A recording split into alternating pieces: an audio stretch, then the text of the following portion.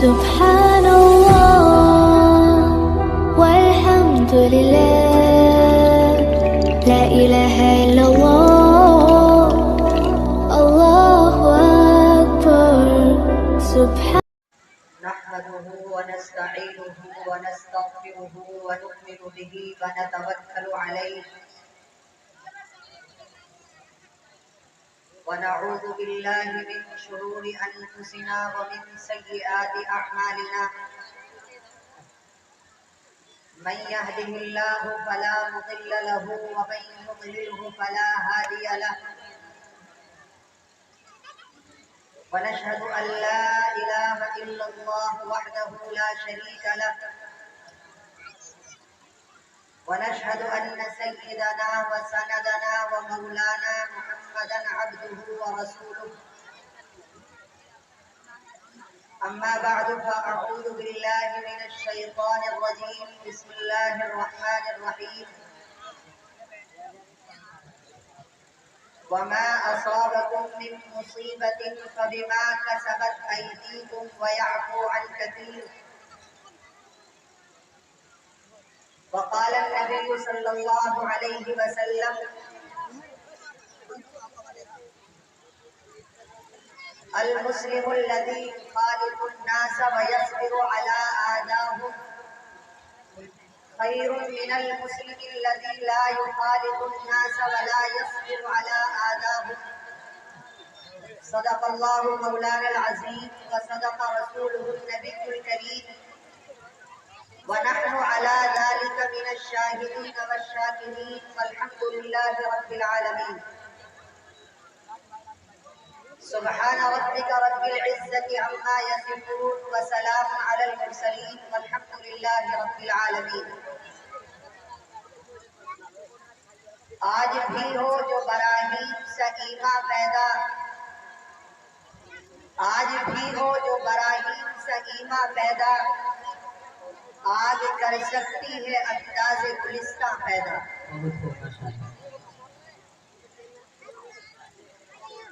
Stage پر تشریف فرما حضرات علماء کرام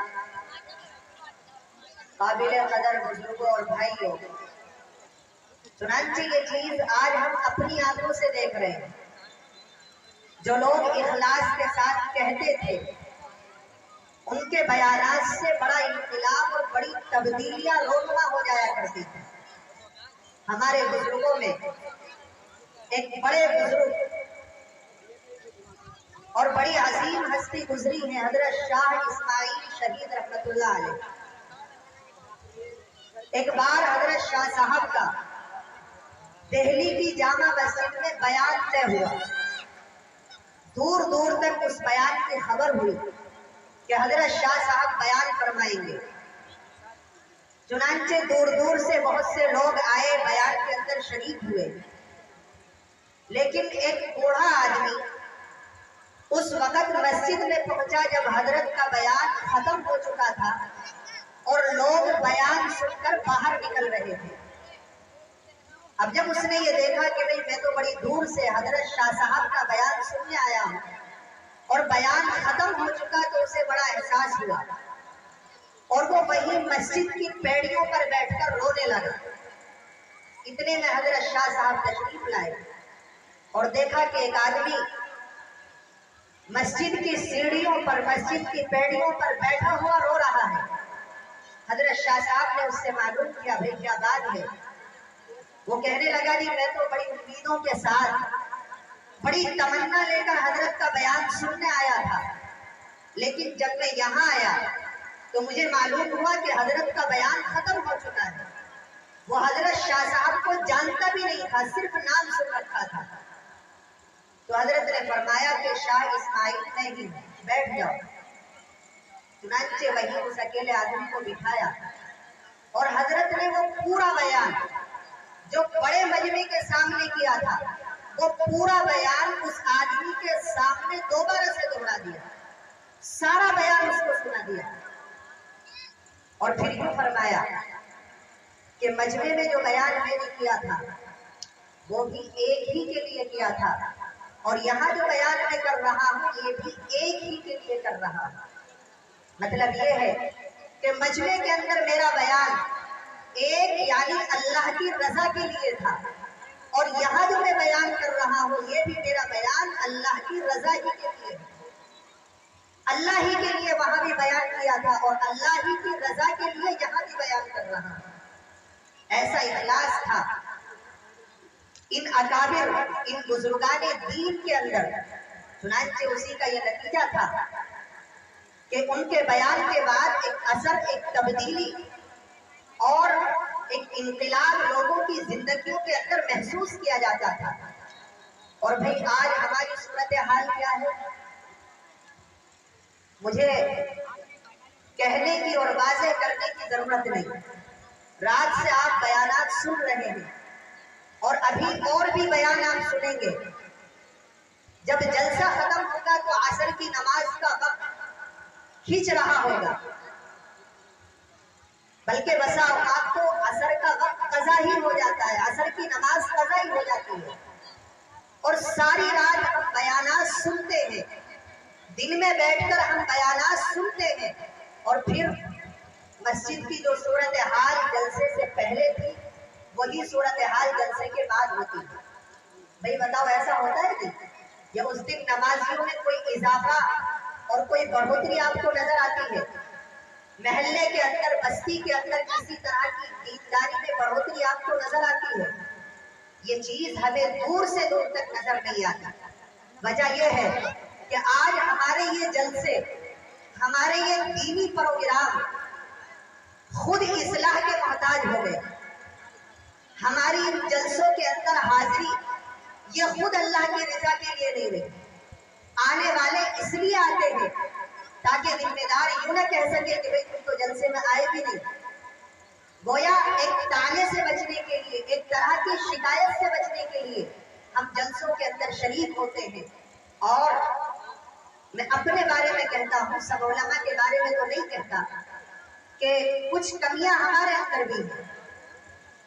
ہمیں بھی جس درد کے ساتھ، جس اخلاص کے ساتھ، جس عظمت اور محبت کے ساتھ دین کا پیغام پہنچانا چاہیے وہ ہم سے بھی نہیں ہوتا۔ چنانچہ اسی کا یہ اثر ہے کہ آج ہمارے جلسے دینی اعتبار سے، اگر میں یہ کہوں کہ بے فائدہ ہے تو شاید میری بات غلط نہ ہو۔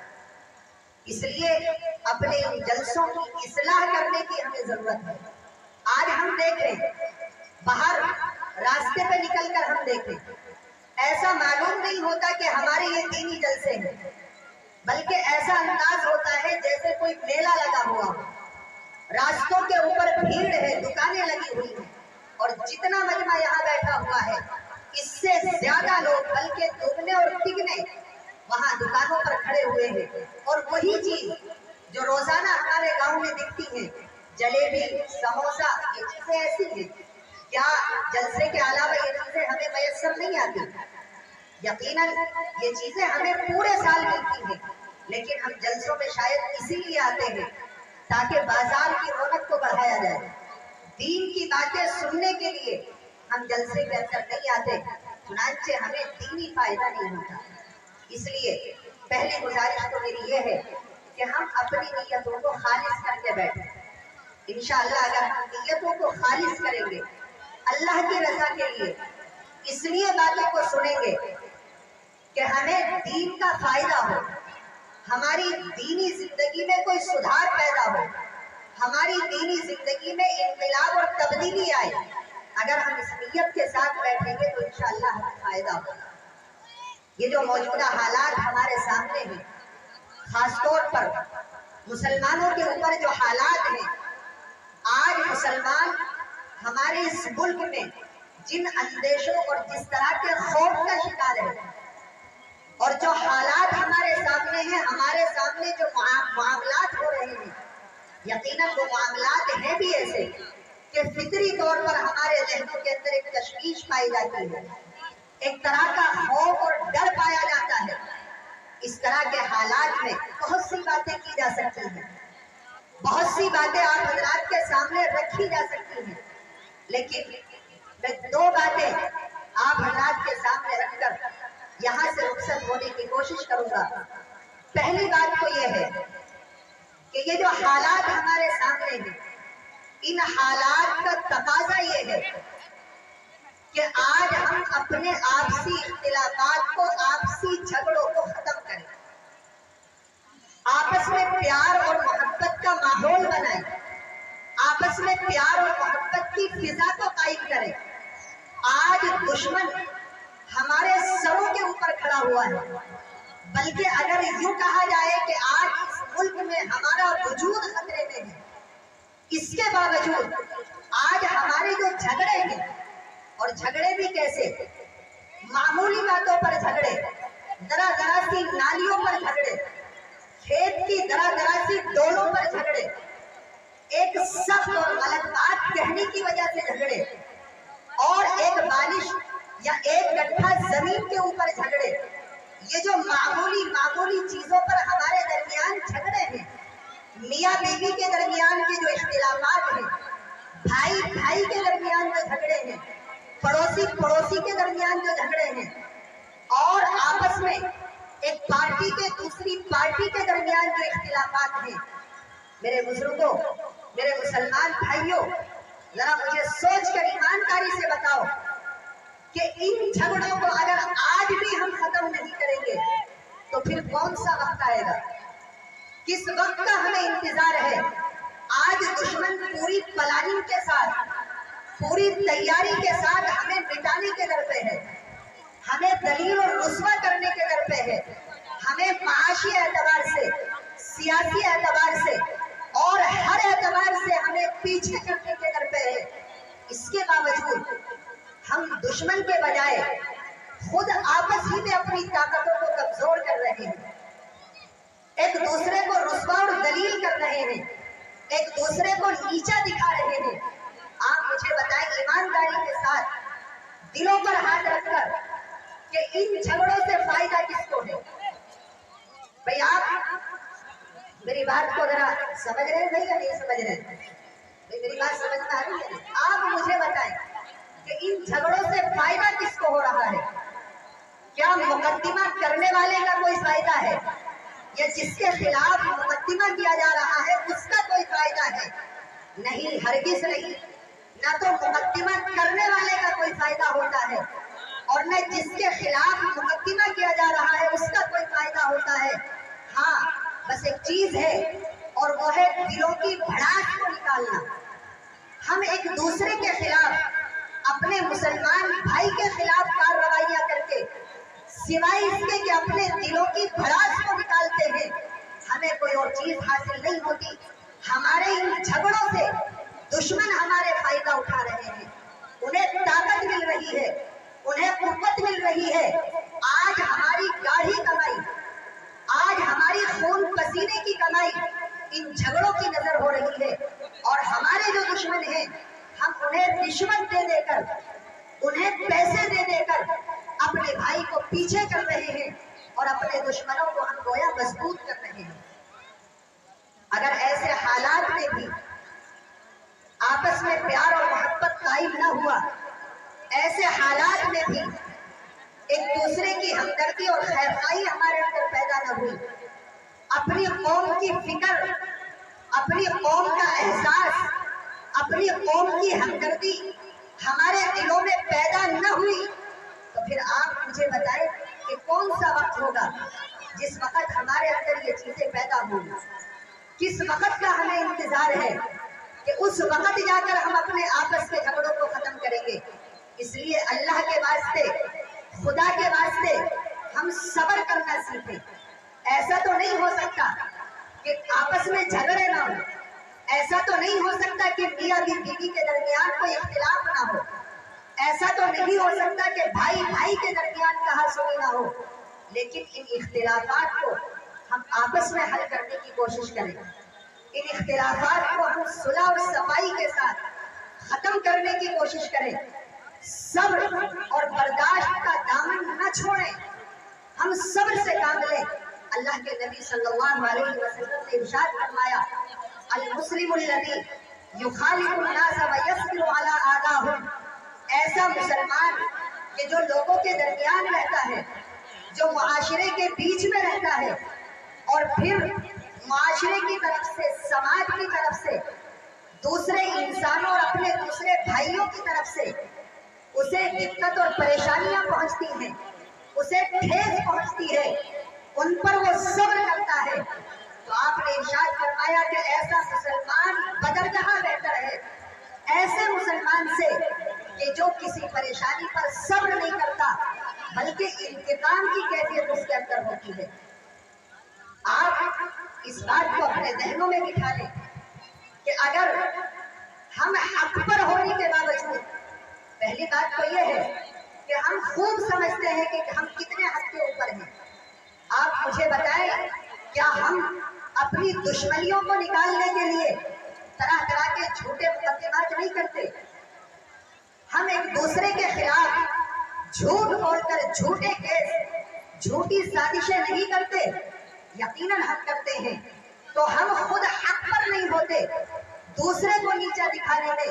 हालांकि अल्लाह के नबी सल्लल्लाहु अलैहि वसल्लम ने यहाँ तक इरशाद फरमाया कि अगर कोई शख्स हक पर होने के बावजूद, सही बात पर होने के बावजूद झगड़े को खत्म कर दे और ये कह दे कि अगरचे ये मेरा हक है, मैं हक पर हूँ, लेकिन मैं झगड़े से बचने के लिए अपना हक तुम्हें देता हूँ, मैं अपने हक को छोड़ता हूँ, तो अल्लाह के नबी सल्लल्लाहु अलैहि वसल्लम ने इरशाद फरमाया कि मैं उसके लिए जन्नत के बीच में एक महल की गारंटी और जिम्मेदारी देता हूँ।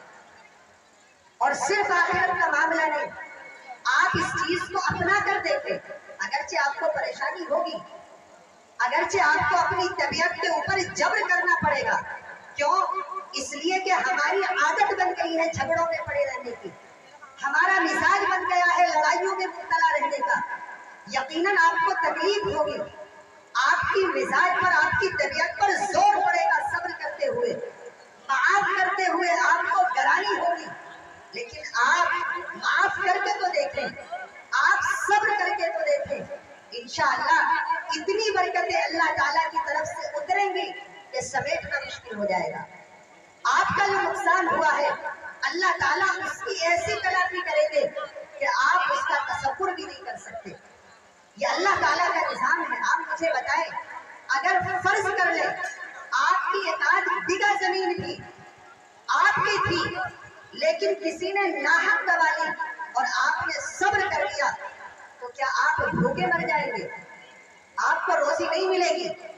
जिन लोगों के यहाँ जमीन बिल्कुल नहीं है, क्या वो सब भूखे मर रहे हैं? क्या सारी रोजी जमीन ही देती है? अल्लाह ताला की रात की रज़ाकियत पर, अल्लाह ताला के रोजी देने पर हमारा यकीन नहीं?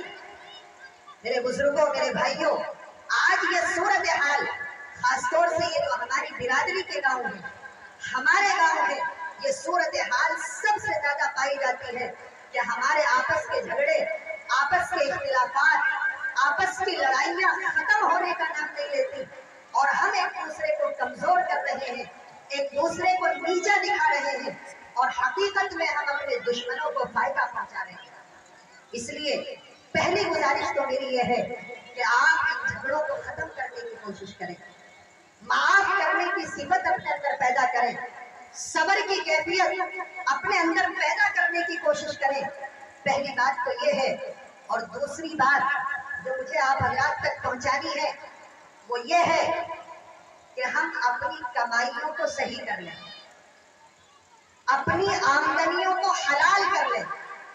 हमारे घरों में जो रोजियां आ रही हैं, हमारे घरों की जो आमदनी है, उसे हम पाक साफ कर लें। मैं साफ साफ आप हज़रात के सामने ये बात कह देना चाहता हूँ कुरान और हदीस की रोशनी में कि सूद की जो कमाई है, हराम की जो कमाई है, उससे मुसलमान कभी पनप नहीं सकता। मुसलमान कभी हराम की रोजी से तरक्की कर ही नहीं सकता। ये जो हराम की कमाई है, ये मुसलमान को मुआफिक आती ही नहीं। मुस्लिम घराना, मुस्लिम खानदान हराम कमाई खाकर, हराम कमाई को हासिल करके कभी चैन और सुकून की जिंदगी, इज्जत की जिंदगी इस दुनिया के अंदर नहीं गुजार सकता। आज इस सिलसिले में बड़ी गफलत हमारे यहाँ पाई जाती है। हमारे गांवों में ایک آدھ نہیں بلکہ ہزاروں لوگ سودی قرضوں کے اندر دبے ہوئے ہیں. بھئی بتاؤ ایسا ہے یا نہیں؟ میری بات غلط تو نہیں ہے؟ یہ صورتحال ہمارے پورے علاقے کی ہے، خاص طور سے جو ہمارے کسان بھائی ہیں، اکثریت ایسی ہے وہ بلا ضرورت سودی قرضے لیتے ہیں اور پھر ساری زندگی کما کر پیسوں کو الٹتے پلٹتے رہتے ہیں، اور جو ہماری حلال کمائی ہے، خون پسینے کی کمائی ہے، اسے ہم اس طرح سے بینکوں میں سرکار کے کھاتے میں جمع کرتے رہتے ہیں، گویا کہ ہم نوکر بنے ہوئے ہیں دوسروں کے، غلام بنے ہوئے ہیں کہ جو کچھ ہم کماتے ہیں اسے کما کر ہم دوسرے لوگوں کو ہر سال دیتے رہتے ہیں، اور اس سود کی کمائی سے، اس سود کے قرض سے ہمارا پیچھا نہیں چھوٹتا. اس لیے میرے بزرگوں، میرے بھائیوں، حلال کمائی کو اپنے گھروں کے اندر لانے کی کوشش کریں. حلال کمائی چاہے تھوڑی ہی کیوں نہ ہو. میں اپنی ماں اور بہنوں سے بھی یہ گزارش کروں گا کہ وہ بھی اپنے ذہنوں کے اندر اس بات کو بٹھا لیں کہ چاہے ہمیں روکھی سوکھی کھا کر گزارا کرنا ہو، چاہے ہمیں ہلکے اور سادے کپڑے پہن کر گزارا کرنا ہو، لیکن ہم حلال روزی کو استعمال کریں گے، حرام روزی کو اپنے گھروں کے اندر نہیں آنے دیں گے. اگر آپ اس بات کا انتظام کر لیں، اس بات کو اپنے دل میں لازم کر لیں، تو انشاءاللہ پھر اس کی برکتیں اور اللہ کی رحمتیں آپ اپنے گھروں میں دیکھیں گے. آپ کا کیا خیال ہے اگر ہم اپنے بچوں کو حرام کمائی سے پالیں گے، اپنے بچوں کے پیٹ میں حلال لقمے داخل کریں گے، تو کیا وہ بچے ہمارے فرمانبردار بن جائیں گے؟ کیا وہ بچے ہمارے مطیع بن جائیں گے؟ ہمارا کہنا ماننے والے بن جائیں گے؟ ایسا ہرگز نہیں ہو سکتا. اس لیے کہ جو حرام کمائی ہوتی ہے اس کا اثر زندگی کے اوپر پڑ کر رہتا ہے، جیسے حلال کمائی کا اثر زندگی کے اوپر پڑ کر رہتا ہے، ایسے ہی اگر ہم حرام کھلائیں گے اپنے بچوں کو تو پھر اس کا اثر بھی ہماری زندگیوں کے اوپر پڑ کر رہے گا. ایک واقعہ مجھے یاد آیا، ہمارے اسی علاقے کے ایک بڑے بزرگ گزرے ہیں، حضرت مولانا مظفر حسین صاحب کاندھلوی رحمت اللہ علیہ. شاید آپ حضرات نے نام سنا ہوگا. حضرت مولانا مظفر حسین صاحب کاندھلوی رحمت اللہ علیہ بڑے پائے کے عالم ہیں، ایسے بڑے بزرگ ہیں کہ صرف اپنے ہی نہیں بلکہ غیروں نے بھی ان کی بزرگیت کا، غیروں نے بھی ان کی عظمت کا اعتراف کیا ہے. ایک مرتبہ حضرت والا پانی پت سے کاندھلا آ رہے تھے، راستے میں دیر ہو گئی، مغرب کا وقت ہو گیا، سواری کا انتظام نہیں تھا. اس وقت نہ سواریوں کا ایسا نظم تھا، نہ فون وغیرہ جو آج کل کے دور میں طرح طرح کی سہولیات ہو گئی، یہ سہولیات بھی اس وقت نہیں تھی. سادگی کا زمانہ تھا، سواریاں دیر تک نہیں ملتی تھی. تو حضرت نے یہ سوچا کہ بھئی اب گھر پہنچنے کا وقت تو نہیں رہا، اس لیے مجھے کوئی مسجد تلاش کرنی چاہیے اور مجھے وہاں رات گزار لینی چاہیے.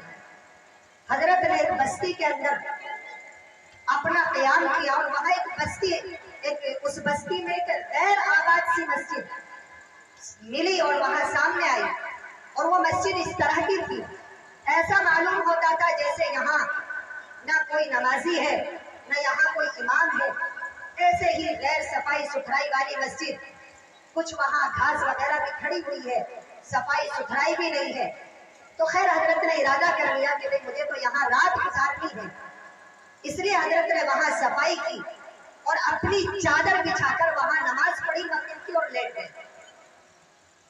نماز کے بعد ایک شخص وہاں آیا اور اس نے نماز پڑھی، اکیلے آ کر نماز پڑھی، اور نماز پڑھ کر وہ شخص اپنے گھر چلا گیا اور اپنے گھر جا کر 3 روٹی لے کر آیا، اور وہ 3 روٹی لا کر حضرت مولانا کے سامنے پیش کر دی اور یہ کہا کہ آپ مجھے بزرگ آدمی معلوم ہوتے ہیں، یہاں تو زیادہ مسلمانوں کی آبادی نہیں، شاید آپ نے کھانا بھی نہیں کھایا ہوگا، आप ये 3 रोटी खाकर पानी पी ले और यही आराम कर ले।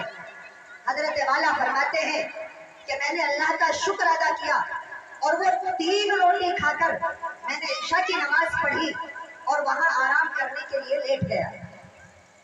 रात में जब मैं यहाँ सोया तो ख्वाब में नबी अकरम सल्लल्लाहु अलैहि वसल्लम की मुझे जियारत हुई।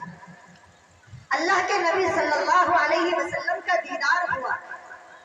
हजरत फरमाते हैं मुझे यह ख्याल हुआ कि शायद ये कोई मुकद्दस जगह है, शायद यहाँ किसी अल्लाह वाले का क़याम रहा होगा। ये कोई बाबरकत जगह है कि जहाँ लेटने की वजह से अल्लाह के नबी सल्लल्लाहु अलैहि वसल्लम का दीदार मुझे हो रहा है, अल्लाह के नबी सल्लल्लाहु अलैहि वसल्लम की ज़ियारत मुझे हो रही है। चुनांचे मैंने इरादा कर लिया कि मुझे घर जाकर ही क्या करना है, और इससे ज्यादा बड़ी नेमत मेरे लिए और क्या हो सकती है कि मैं अल्लाह के नबी का फिर दीदार कर लूं। इसलिए इरादा कर लिया कि मैं फिर आज यहीं ठहर जाता हूँ। चुनांचे हजरत वाला फिर वहीं ठहर गए। दिन गुजरा, शाम का वक्त हुआ, मगरिब की नमाज के बाद आज फिर वही शख्स आया और आज वो आदमी चुपचाप फिर अपने घर गया और 2 रोटी लेकर हजरत वाला की खिदमत में आया। हजरत वाला ने 2 रोटी खाई, अल्लाह का शुक्र अदा किया और फिर यही रात में क़याम किया, यही लेट गए। अल्लाह के नबी सल्लल्लाहु अलैहि वसल्लम के ख्वाब में आज फिर ज़ियारत हुई। आज फिर ख्वाब में अल्लाह के नबी सल्लल्लाहु अलैहि वसल्लम का दीदार हुआ।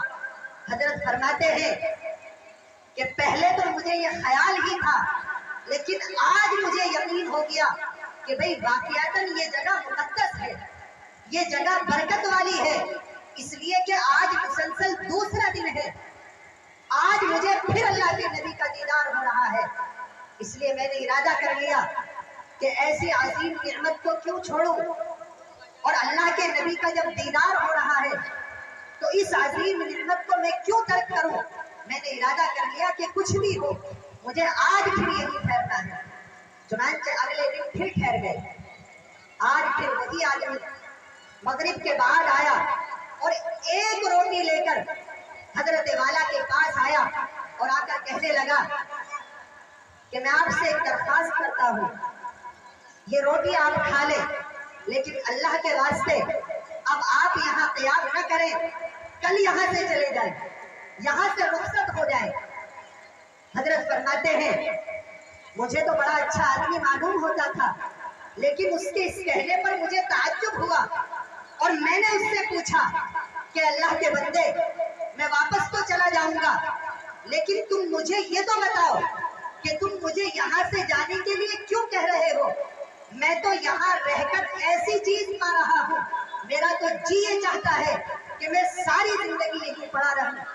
तो शख्स ने कहा बात दरअसल ये है कि मैं सारे दिन मेहनत और मजदूरी करता हूँ, जितनी मजदूरी मुझे मिलती है उसका इतना आटा आता है कि 3 रोटी तैयार हो जाती है, और मेरे घर में मेरी फैमिली में 3 आदमी हैं, एक मैं हूँ, एक मेरी बीवी है, एक मेरा बच्चा है, हम 3 लोग हैं।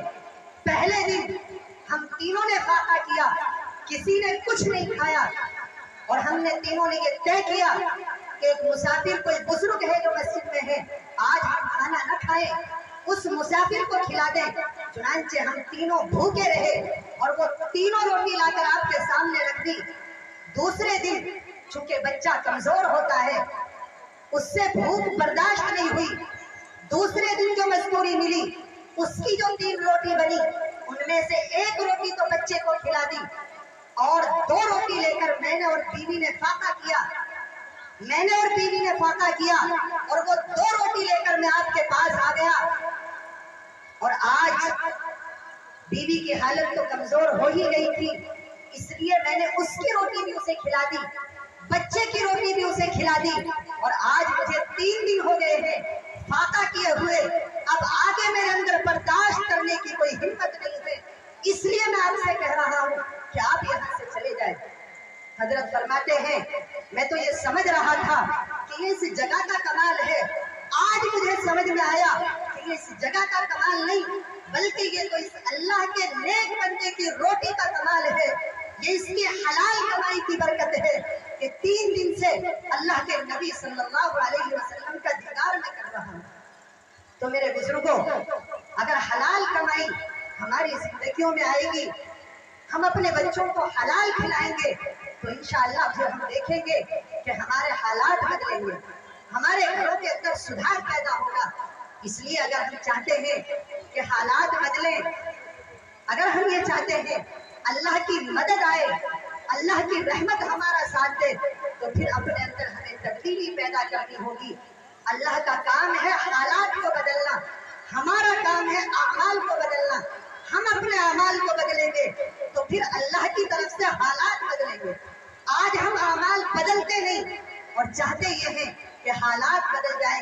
मेरे बुजुर्गों, मैं सफाई के साथ ये कह देना चाहता हूँ, जब तक हम अपने अमाल नहीं बदलेंगे, अल्लाह की तरफ से हालात नहीं बदलेंगे। खुदा ने आज तक उस कौम की हालत नहीं बदली, न हो जिसको ख्याल आप अपनी हालत बदलने का। मैंने 3 बातें आमतौर से बयान होता है और क्या बातें कही गई हैं वो याद नहीं रहती। आखिर में वो तीनों बातें मैं मुख्तसरन आप हजरात के सामने जिक्र करके रुखसत होता हूँ। मैंने 3 बातें अर्ज की हैं। अव्वल तो ये कि हम अपने इन दीनी जलसों की इस्लाह की कोशिश करें, नमाजों को कज़ा न करें। मेरे अकाबिर, मेरे बुजुर्ग, उलमाए किराम आपके सामने तशरीफ लाएंगे, मेरी आवाज़ उन तक भी शायद पहुंच रही होगी। मैं तो छोटा सा आदमी हूँ, मैं अपनी इस गुजारिश को, अपनी इस दरख्वास्त को उनके सामने भी जाहिर कर देता हूँ। वो हजरात भी इसका एहसास करते हैं, ऐसा नहीं कि एहसास नहीं। और ये तब होगा जब हम अपनी कैफियत बदलेंगे। 1 घंटे से तकरीबन मैं सुन रहा हूँ, भाई आ जाओ आ जाओ आ जाओ। भाई अगर आप नहीं आएंगे तो बस इसी तरह ताखीर होती चली जाएगी। पता नहीं ये ताखीर कहाँ तक पहुँचेगी, कहाँ जाकर रुकेगी। इसलिए आप रग़बत के साथ आए और उलमाए किराम जिम्मेदार आपके मशवरे से चलेंगे। आप अगर शौक के साथ पहले आएंगे तो उलमा भी इंशाअल्लाह पहले आएंगे। और ये जो मेले की शक्ल है, जो गांव के जिम्मेदार हैं, उनसे भी दरख्वास्त करूंगा, ये जलसा तो आपका यूँ समझिए कि तकरीबन अपने इख्तिताम को पहुंचने वाला है, लेकिन आइंदा अपने इन जलसों को सुधारने की कोशिश